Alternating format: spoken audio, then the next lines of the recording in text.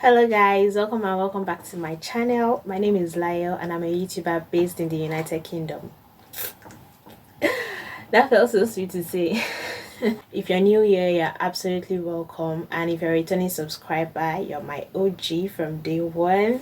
Thank you for always coming back. So as you all know from my previous video, I relocated to the United Kingdom for my master's.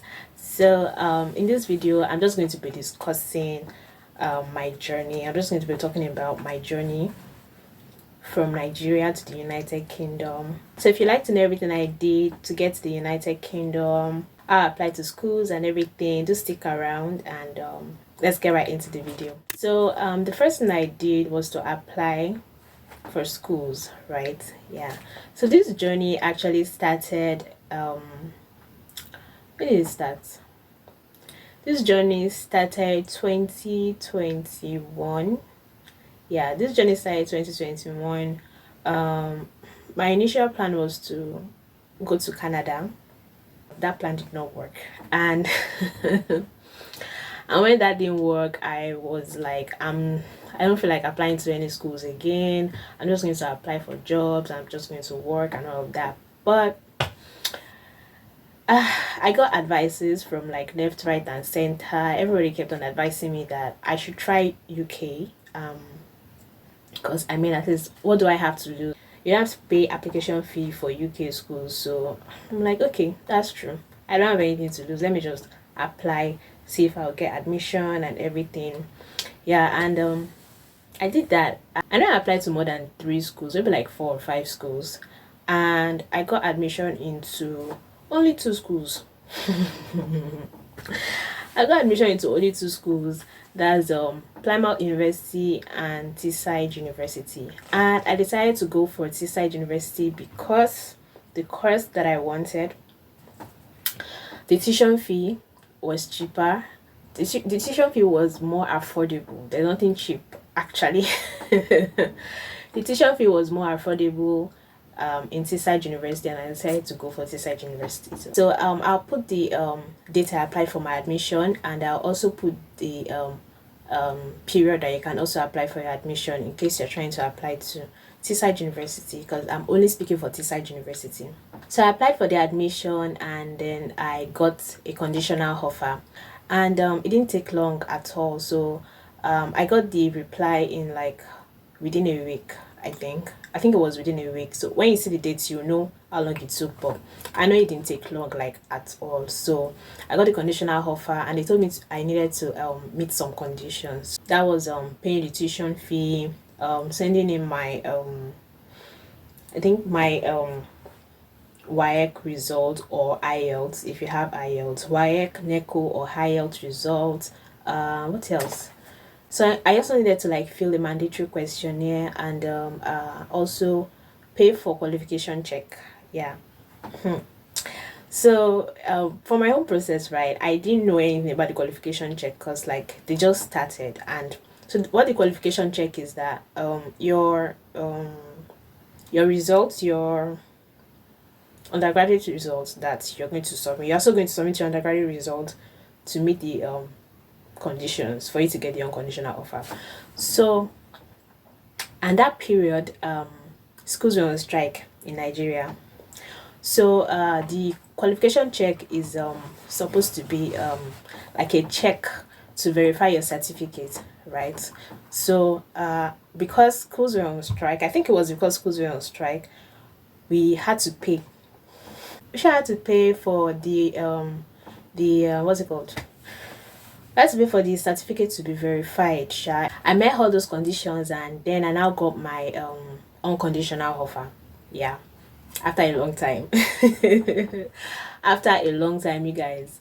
So if you're applying to Teesside University, just one thing you have to do is that you have to follow up on with your admission. You can't just like wait for them. You have to like be calling them. Just keep on calling them, because if you don't call them, they'll just put you in one side, to be honest. So yeah, I just had to like keep on following up with my admission, calling them like anytime I'm supposed to anytime I'm expecting an update and I'm not getting any, I just call them. So the next thing was to submit my MD. My MD is my maintenance documents, and that's your proof of funds. So I submitted my proof of funds, and you guys, this proof of funds thing, if you know you want to jackpot, just like, see, have the money.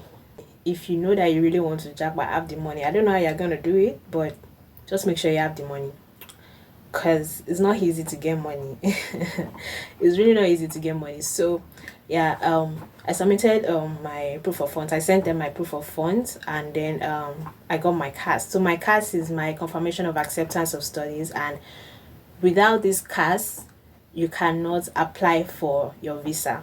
So you need your CAS to apply for your visa. So that CAS is like the main admission, like you have been admitted into the school. So that's like the main. And like I said, you have to like follow up. You have to keep on calling them, because for some people it takes a while before they release their CAS. But everything, you just have to follow up. You just have to keep on calling them that I've done this, I've done this, I've done this. So if there's like any other thing that's you have to do that you think you've done but you've not done, they'll be able to tell you that, oh, you haven't fulfilled this requirement. So I got my CAS, and then the next thing was visa application. So yeah, I applied for my visa.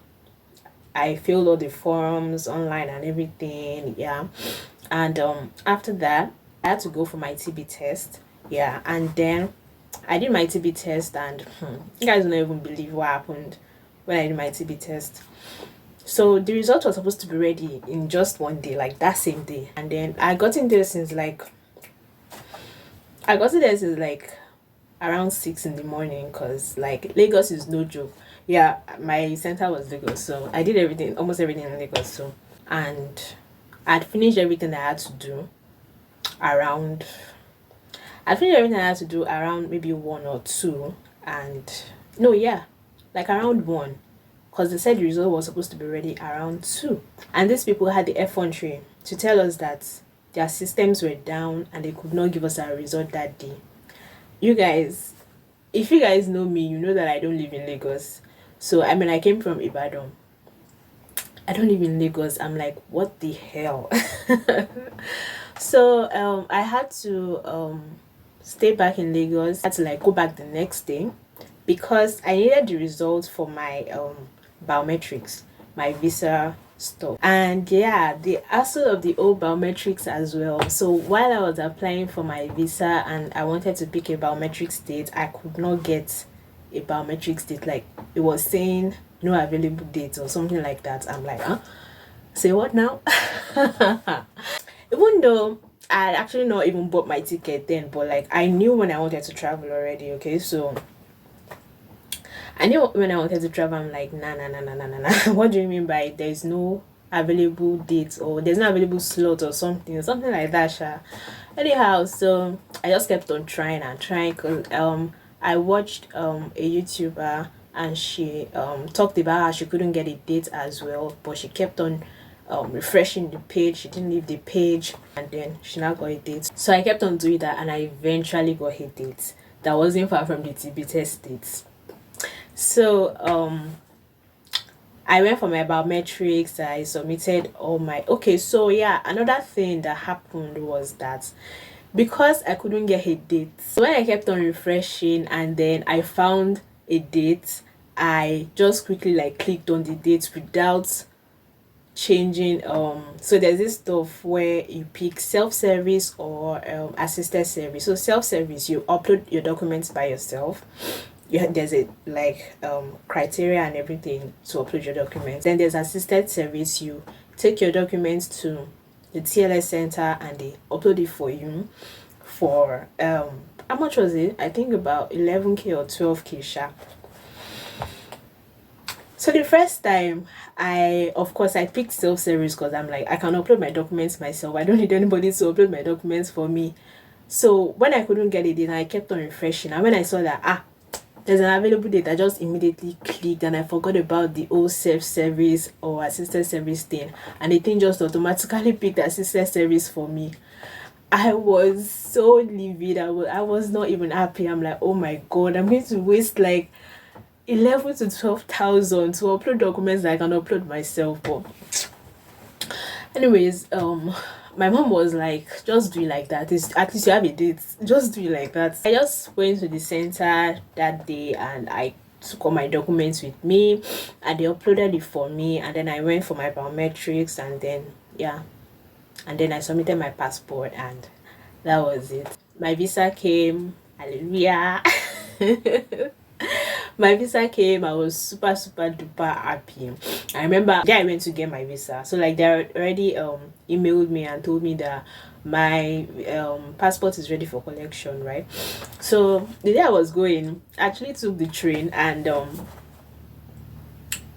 an email popped in, and then I just checked the email, and it was this the decision mail, and I just saw blah blah blah blah has been successful. I'm like, I couldn't even like scream or anything because I was in the train and like people were around, people I don't know. So I was just smiling that day. I knew it was successful already, but like seeing it on paper, I'm like, what the. So I was so happy. So yeah, now my visa is ready. The next thing was the next thing I did was to book my flights. So hey guys, I wove the wrong belly. I wove the what? I wove the wrong belly. So like we were looking for cheap flights because like the amount of money we had spent before we had gotten to that stage. So we're trying to look for like cheap flights. So we found a flight that was like affordable. Well, it was like, I mean, the least, right? So decided to take it. There's no cheap anything. No. Sorry that I said cheap flights. There's no cheap flights actually. There is no cheap flight, so we should have found like the one we could afford. Just was Air France. The airline was Air France. So little did we know that if you are traveling through France, you need a transit visa. We had no idea. I had no idea, and we need to like book an appointment. You guys, I had to book the appointment, and the next date was the following month. It was very close to my travel date. So I'm like, hey God, what the hell is gonna happen? I'd been hearing like different people saying that, oh, they don't give visas, they don't give transit visas and everything. I'm like, no, this cannot be happening. Anyways, I went for the appointment. I submitted my documents and submitted my passport again. And anyways, not to bore you guys with the details, but my passport came back to me a day before I was supposed to travel. We're this close to booking another flight. Like I was this close to changing my flight date because I didn't know when the passport was going to come. Like I was just trying to be careful and everything, but anyways, like God did it, and my passport came with a visa in it a day before I was meant to travel. A day before travel date. So like that's everything I went through. That's like my whole journey summarized. I'm finally in the UK and I'll be studying international management in digital business. That's the name of my course. It's so long. There's applied at the back too. Anyways, so I guess we've come to the end of this video, and thank you so much for watching this video. Thank you for your likes, thank you for your comments. I really appreciate everything, and here's to like more content. So if you guys want to like see more UK content, more UK lifestyle content, yeah, you know what to do. Don't forget to subscribe, like, and share my video, and leave a comment as well. Thank you so much for watching this video, and I'll see you guys in my next video. Bye.